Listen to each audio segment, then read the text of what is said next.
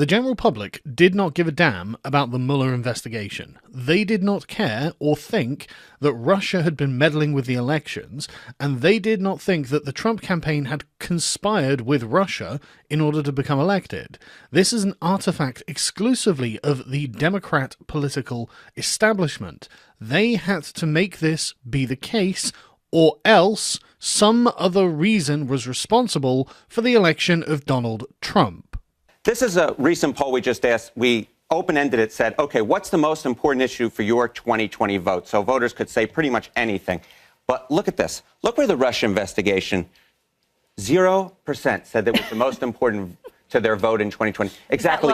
Zero respondents said Russia. Nobody cares about the Russia investigation because I presume nobody thought it was really possible for Russia to rig the election. There is no serious person out there who would suggest somehow that you could even rig America's elections, in part because they're so decentralized and the numbers of votes involved. There's no evidence that that has happened in the past or that there are instances in which that will happen this time.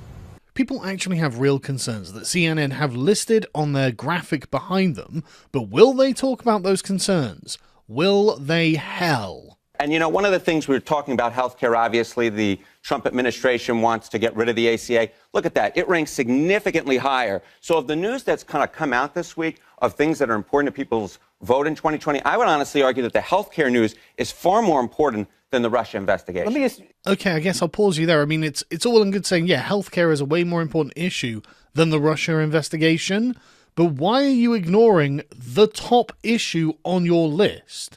Why are you ignoring the 20% of people who said that immigration was their most important issue? Shouldn't that tell you that there is at least something there that is worth talking about? There were multiple responses allowed. Multiple responses. You could say anything you wanted. You could say anything. You could say the Boston Red Sox. As many times as you wanted. Right. That's what John said. And zero people, zero times. Zero times. You said, what's the most important issue? And you could record multiple responses. Zero people said 0 times Russia. And 1 in 5 people said immigration.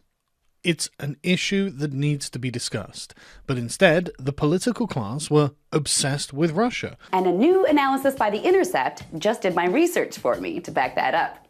They found that over the past 6 weeks, she has dedicated more than 50% of her entire show to Russia. In contrast, Maddow only gave 1.3% coverage to Trump's crackdown on undocumented immigrants. The political class of the United States, and frankly all around the rest of the Western world, are wildly out of touch with the concerns of the voters. This is what all of this evidence shows us. This is what the Mueller investigation shows us. There wasn't anything there. Now we have to look at the actual reasons why people are voting for people like Donald Trump. And it's because you're just not touching the issues they want to talk about, the issues that are really affecting their lives. Stop the presses. Most important issue to people's lives, of course, it's not. Most important issue to their vote in 2020. Okay. Most important issue. And because this is just a rearguard action for those people who need to now admit, okay, in 2016, we fucked up. We let people down because we had a bias and couldn't look beyond it. They need to start reassessing their worldview, or things like Trump will keep happening. But here, look at this.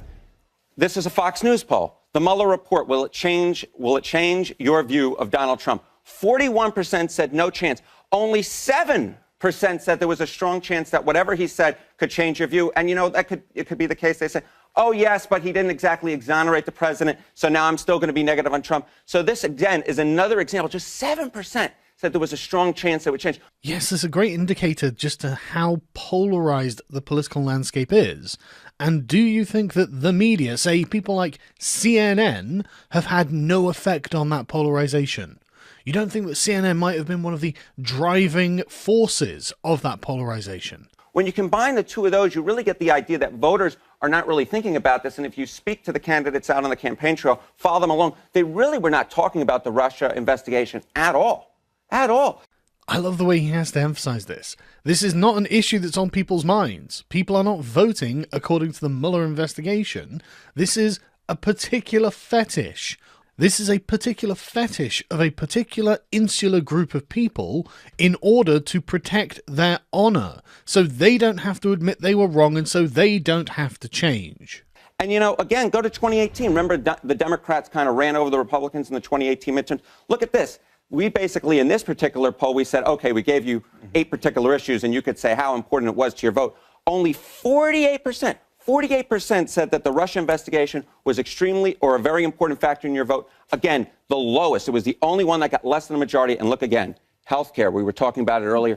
80%. That's a far more important factor. That is far more important to how people are making their vote choices, either in 2018 or 2020. This is all information that could have been dredged up years ago, and this whole thing could have been let go without it coming to a head like this and making the political class of the United States look absolutely clownish in their desperation to avoid actually admitting fault. Where is the president's approval rating at this point? Right. So I think that this is another thing to keep in mind, right? Can this move the polls, so on and so forth? Again, I just got to point out how stable the president is. I mean, look at this. 43 today, 44 6 months ago, 43 a year ago, 44% 2 years ago. Nothing moves it. Nothing. There are probably plenty of things that would actually move Trump's approval rating. It's just you can't talk about them because you're on the wrong side of those issues. Build the damn wall.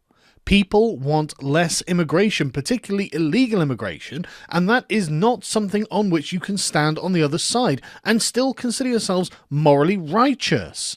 Those people have no right to be in your country. They are taking advantage of the citizens there, the tax-paying citizens, and legally and morally, they must be removed from the country.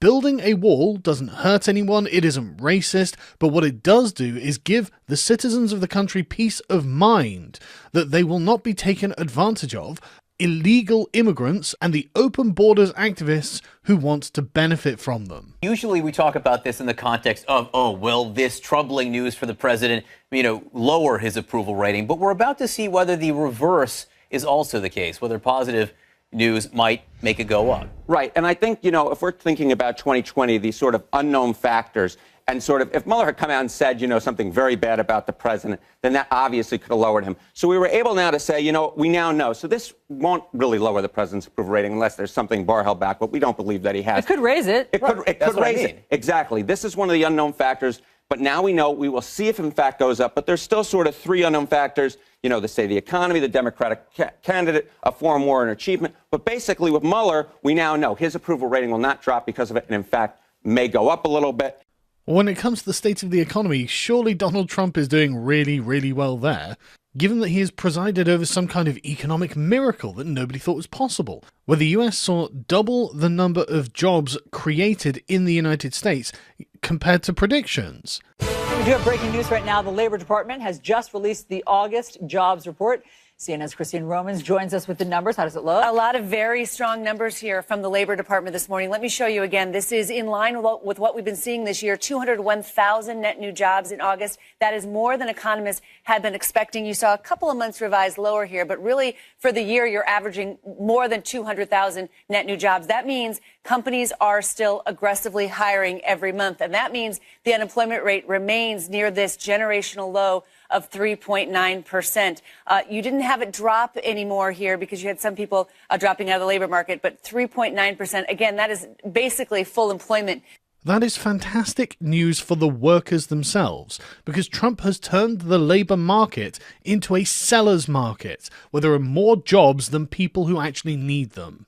And, one other thing I'll point out, look, this pretty much eliminates the chance that there's going to be a GOP challenger that could be significantly affecting his approval. That huge William Weld bubble might be burst all of a sudden. In Massachusetts, William Weld was a popular guy. Give us the news on the Democratic side. Yeah, this is just since we got a nice 2020 check-in. There's some Mayor Pete Buttigieg momentum. I hopefully pronounced that correctly. Look at this. We can sort of look at his Google trends, the Google searches. He this week was tied for the second highest number of Google searches, and he had more people search for his name in the last 2 weeks than the prior 93 weeks. That's a lot of time, people. 93 weeks combined. Buttigiegentum. Yeah, that's too difficult for me. And yeah, the Democrats don't have a good candidate. I mean, I don't know if anyone's going to take the CNN candidate, but to be fair, it's probably going to be Kamala Harris, isn't it? It's not going to be Yang, he's on like 1%. It's not going to be Tulsi Gabbard, she's on like 1%. It's going to be Kamala Harris and Joe Biden, isn't it? Obviously, I don't know. Who knows where it's going to go? Who knows who they're going to pick? But the point is, they don't have any clear or strong frontrunners. The Democrats seem to be in chaos at the moment, whereas Trump is like an absolute rock at this point. He's not going to be challenged by the GOP. No Republican, why would they stop a good thing? They're currently on a roll. Everything's going great for the God Emperor, and the Democrats are in complete disarray and are completely unwilling to just self-reflect. Look at why they lost. It's been excuse after excuse after excuse, and thank God the Mueller report has just put a stake through the heart of the Trump-Russia conspiracy. I can't wait to find out what excuses these idiots are going to make next.